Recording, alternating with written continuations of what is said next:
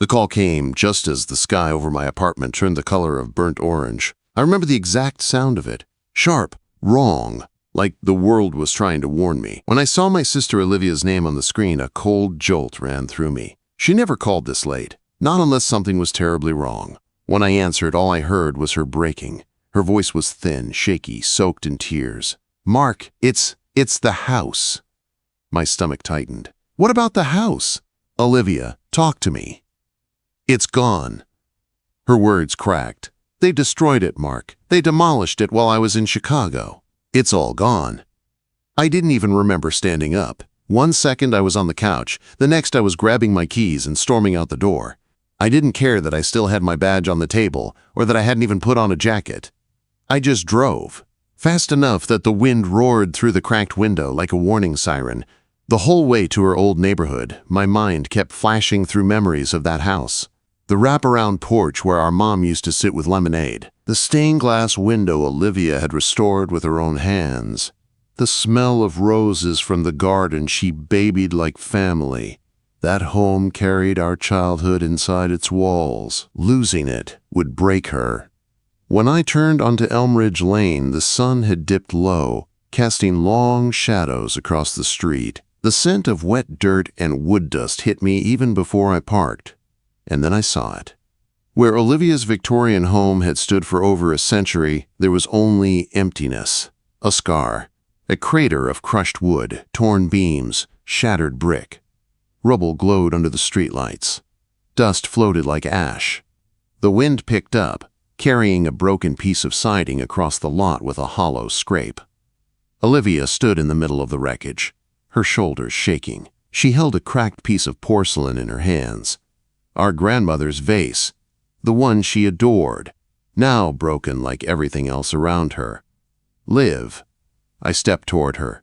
She lifted her head slowly. Her eyes were red, swollen, empty. "It's all gone. Every picture of Mom and Dad. Everything I owned. I was only gone for 4 days, Mark. 4 days. 4 days was all the time some monster needed to erase her life." I pulled her into my arms and held her while she sobbed against my chest. The smell of dust clung to her hair. Her hands were cold. Her breathing was sharp and uneven. When she finally loosened her grip, I noticed a wooden sign jammed into the dirt near the curb. Fresh. Clean. Bright white lettering. Future site of the Pinecrest Community Garden, courtesy of the Pinecrest HOA. It looked twisted there among the ruins, like a trophy planted by a villain. "I never got any notice," Olivia said with a breaking voice. "No letters, no calls, nothing." Before I could answer, old Mr. Whitaker from across the street shuffled toward us. His worn cardigan was pulled tight against the breeze, and his glasses sat crooked on his nose. "I'm so sorry, Olivia," he said softly. "It was that Karen Walker, the HOA president. She's been trouble since day one, always threatening people, always acting like she owns this whole place." Karen. I'd heard that name before. Even in my line of work, whispers of her behavior had made it across county lines. A cold, controlled anger settled inside me. I didn't tell anyone then that I was a sheriff. I needed to see everything clearly before I let loose the authority in my pocket. I needed to know who tore my sister's world apart. And why. The next morning, the sky hung heavy with gray clouds as I drove Olivia to the Pinecrest HOA office. The building was small but flashy, with gold letters on the front door like it was a courthouse instead of a local HOA shack. The smell of floor cleaner hit us the moment we stepped inside. Behind a massive desk sat a woman with sharp blonde hair sprayed so stiff it didn't move when she turned. She typed without looking up, her long red nails clacking like tiny hammers. "Excuse me," I said, steady but firm. "We need to speak to whoever handles demolition approvals." Without lifting her eyes, she answered in a cold tone. "That would be me, Karen Walker." "Do you have an appointment?" Olivia stepped forward. "I'm Olivia Shaw. You demolished my home. I want to know why." Quote. Karen finally looked at her, slowly, like Olivia was dirt on her shoe. 417 Elm Ridge. Yes, that structure violated multiple standards. We sent every required notice." Olivia shook her head hard. I didn't receive anything. Karen smirked. You should check your mailbox more carefully. After 3 violations, the HOA is fully authorized to take corrective action. Corrective action? I said, fighting the fire building in my chest. That usually means fines, repairs, not destroying an entire home. Karen shrugged. Maybe you're new to how we do things here. I stepped closer, letting her feel my presence. I'd like to see the documentation.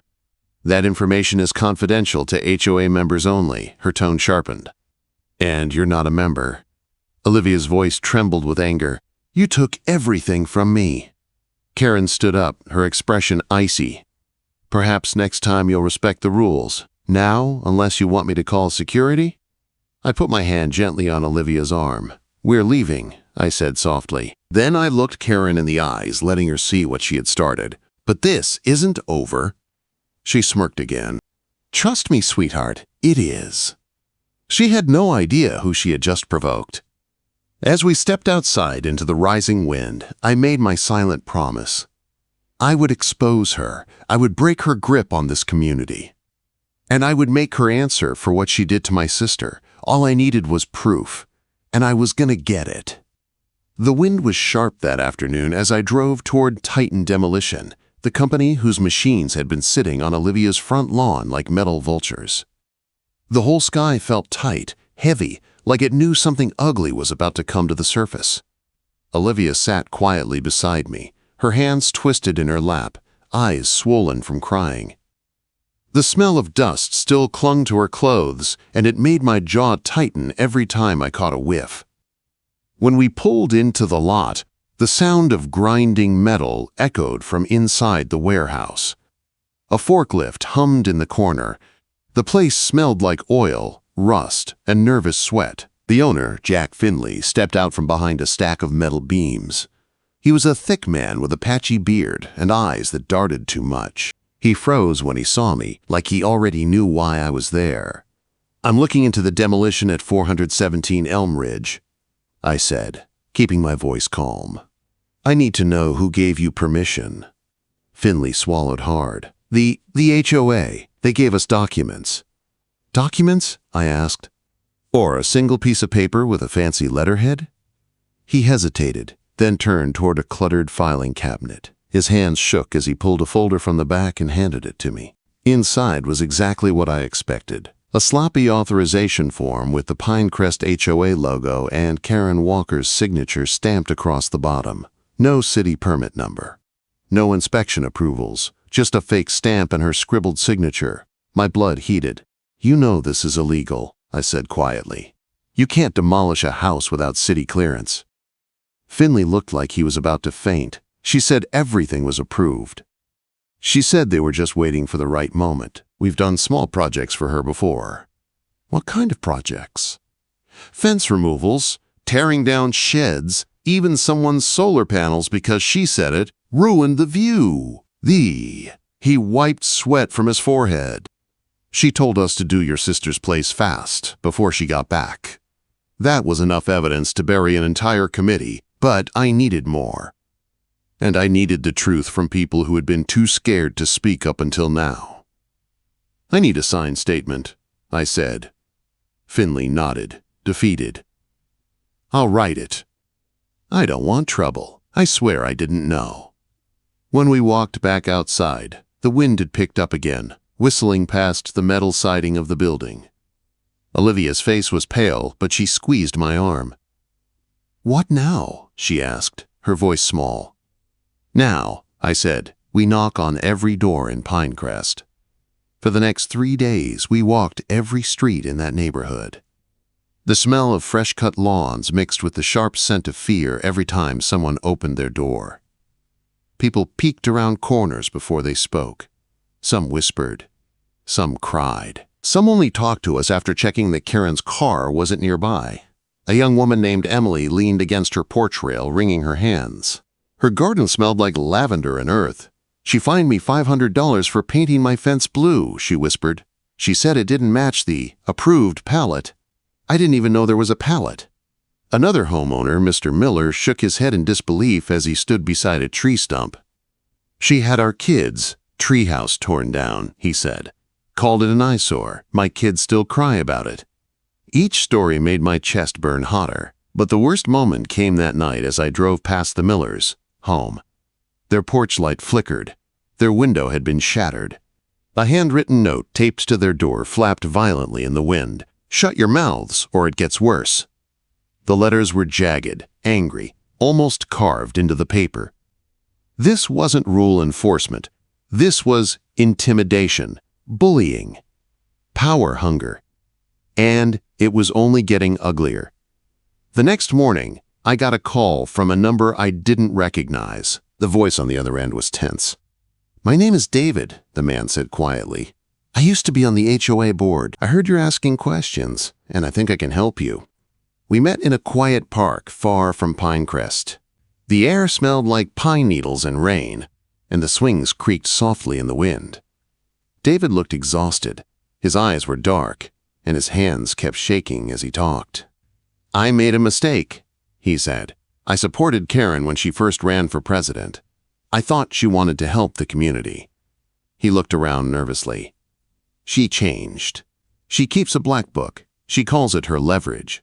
Secrets about people, debt, past arrests, affairs, anything she can find. Blackmail, coercion, threats, a hidden list of everyone she controlled.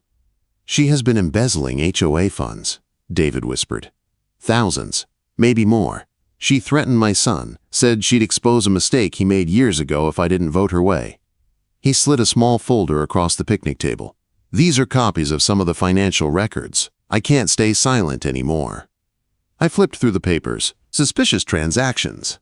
Money redirected to fake vendors. HOA fees disappearing like water down a drain. It was everything I needed. "Thank you," I said. "No," he said, rubbing his forehead. "Thank you for standing up to her. Everyone here is terrified." By the time I got home that night, my plan was already forming.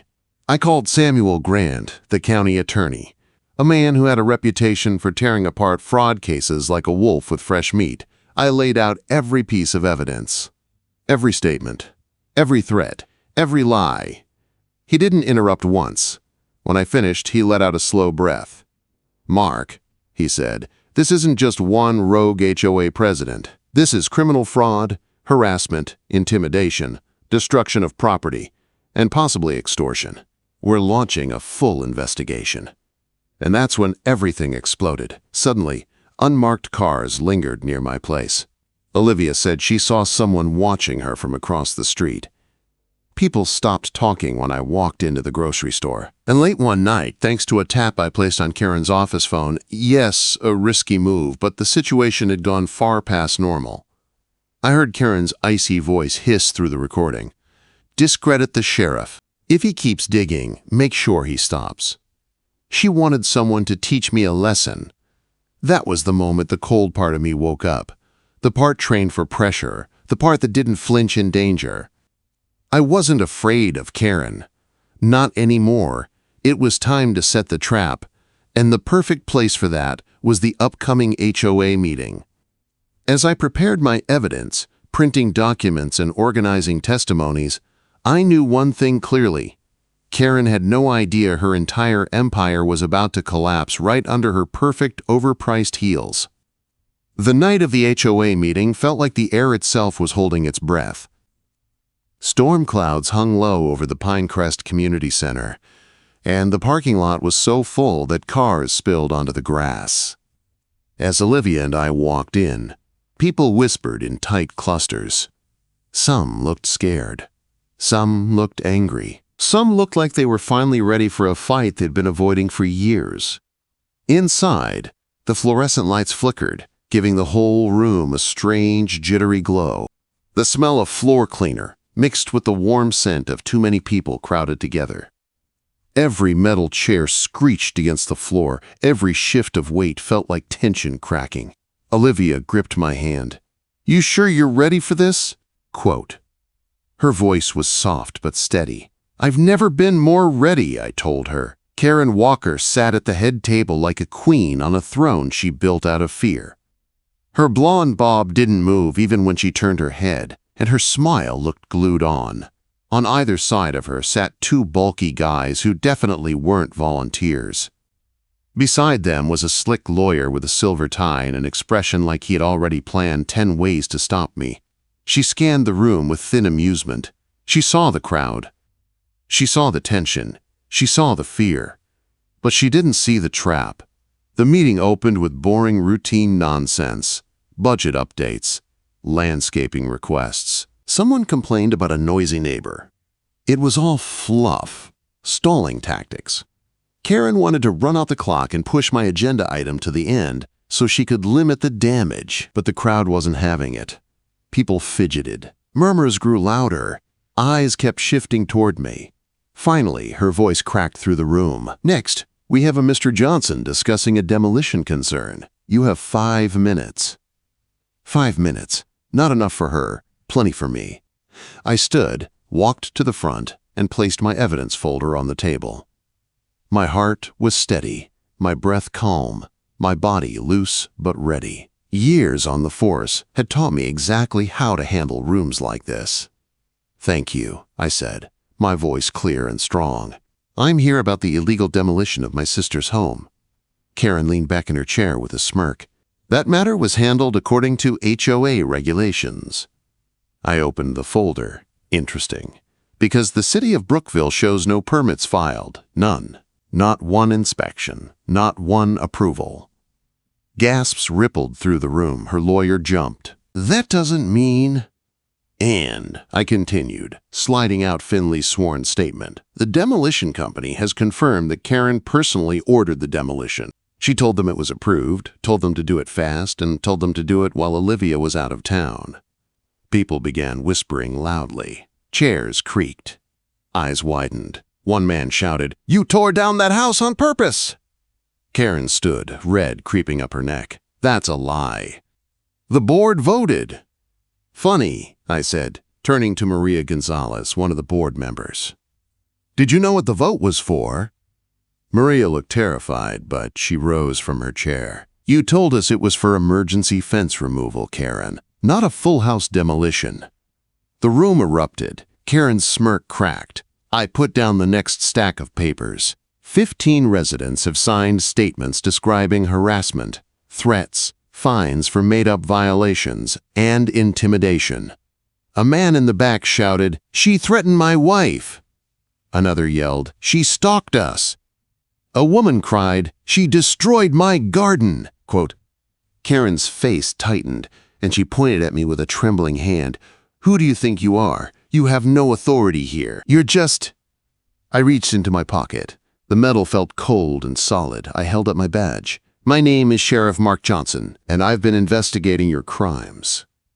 Everything stopped. The room went still, silent, breathless.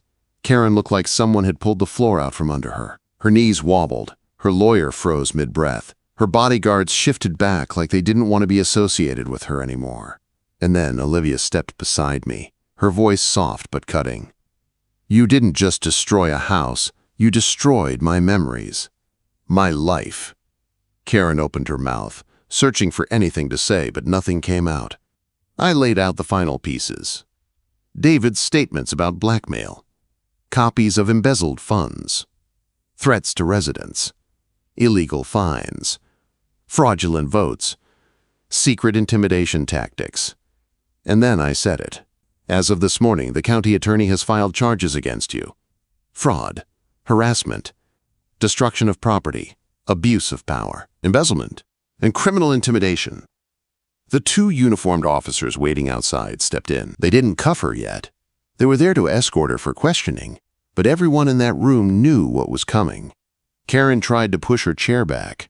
"This meeting is over," she snapped. "I'm leaving." "You're not," I said quietly. "Sit down."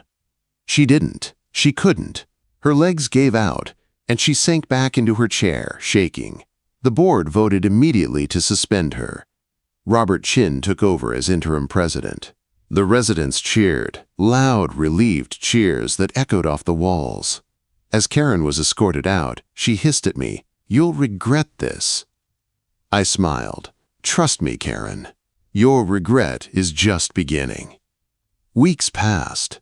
The news exploded with the story. People across the county rallied behind Olivia. Contractors volunteered to help rebuild her home. The community slowly healed, finally free of Karen's grip. And when the judge sentenced Karen to 18 months in prison, plus full restitution and additional damages, I sat in the back of the courtroom with Olivia's hand in mine. Her eyes were filled with tears, this time not from loss but from relief.